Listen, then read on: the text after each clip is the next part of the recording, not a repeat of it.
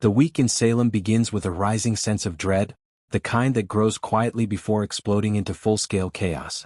At the center of the storm are the DeMaras once again, their mansion and crypt becoming the setting for another dark twist that pulls multiple characters into danger.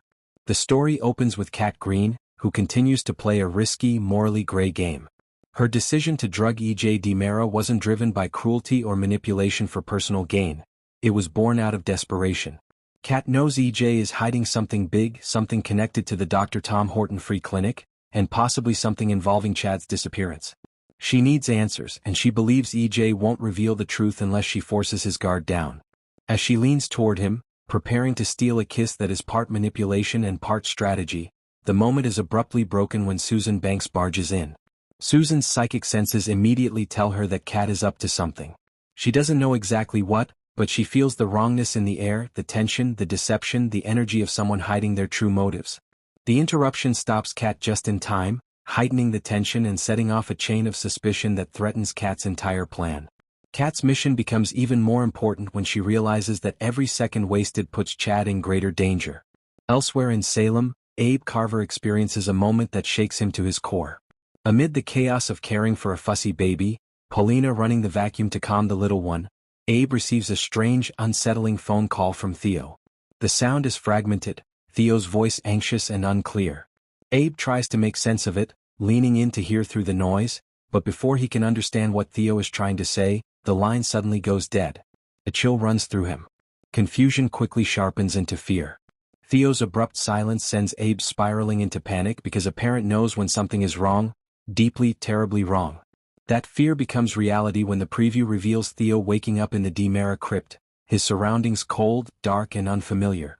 His confusion is raw. He sees Chad, Tony and Kristen standing over him as he comes to, and his voice trembles with fear when he asks what is happening. Theo has been kidnapped, pulled into the same nightmare that trapped Chad.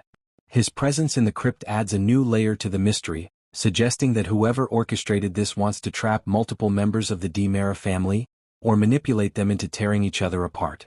At the mansion, another piece of the puzzle snaps into place when Susan catches Dr. Wilhelm Rolfe emerging from the secret tunnels.